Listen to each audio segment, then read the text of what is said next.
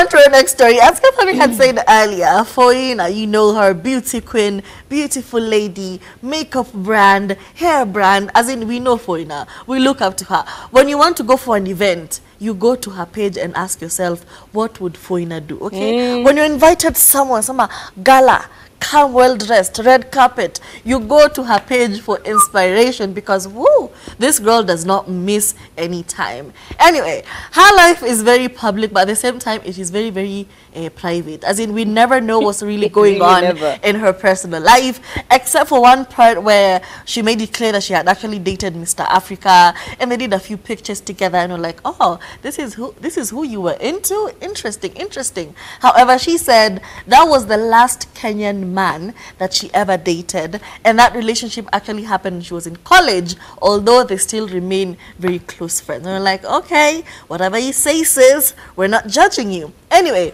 she has joined the bandwagon of Kenyan women who are saying, we do not date Kenyan men. And we have our reasons. For Foina, she didn't quite say what her reasons were, but we remember Shakila. She came for blood and she said, you're a stingy, Kenyan men are stingy.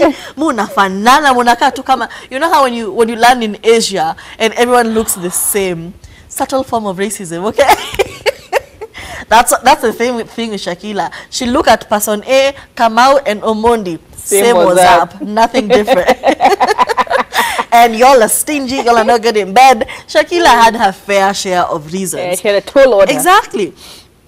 And then Foina was asked the issue of dowry, which has actually been a recurring theme, especially these days. I actually remember having this conversation yesterday about dowry and expectations. And she said that's an issue of the parents, you know. It's all about the person who intends to marry you coming home with, you know, a simple token of appreciation and saying, these are my intentions, I would like to marry your daughter. It's as simple as that, you know.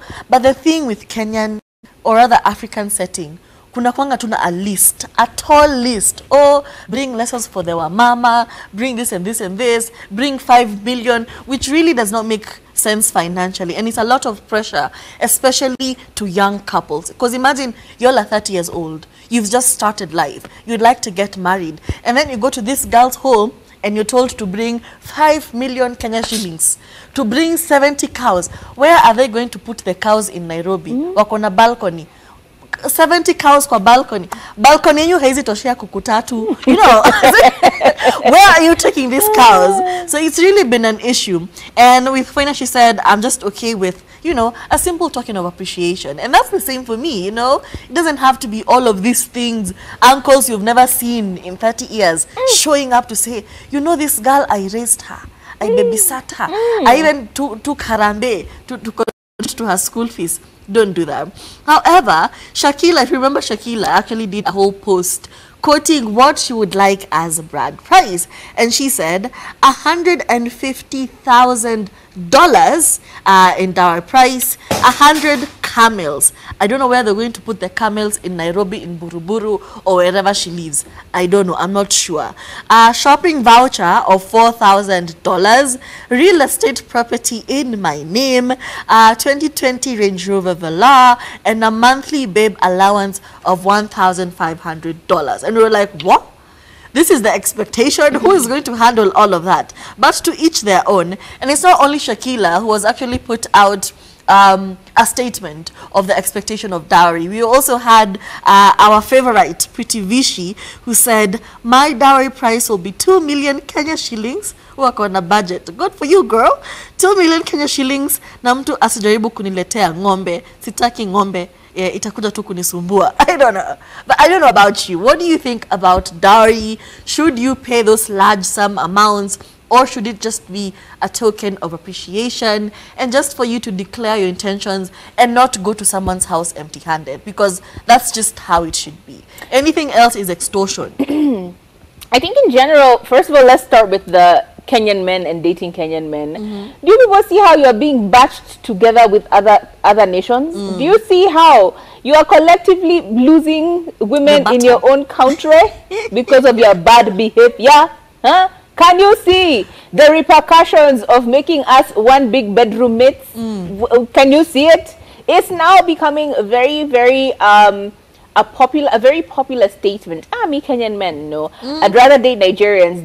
Yes, they can be iffy, but at least they will shower you and they will make you feel, Nigerians and Luos, same was up. Yani, they will shower you, they will baby girl you to the point where you're like, wow, maybe I want to be a baby woman. You know what I mean?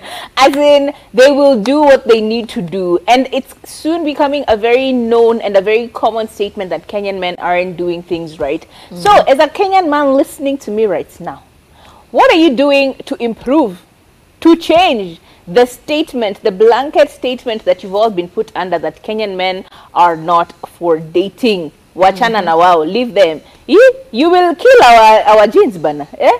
Even diaspora. You know?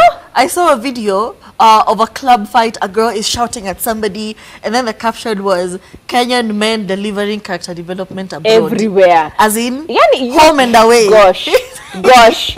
That is the kind of, we used to be known for jumping and Maasais. Now we are known for having terrible men. But altogether, I think I agree with what Turi had said with regard to dowries. I think to each their own. And from what I'm gathering, it seems to be a very parent thing. So make sure you put your parents in check. Just tell them, mom, dad, auntie, uncle, or whoever is representing you, this is where we are going. This is the direction in which you're going. Please do not go past this. Please do not go, just try and keep it under this particular budget, because we're not going to go past it. And let the family of your groom be the people who give a token of appreciation for giving them the daughter. Do you know what I mean? I think in summary, that is what we can say. Now,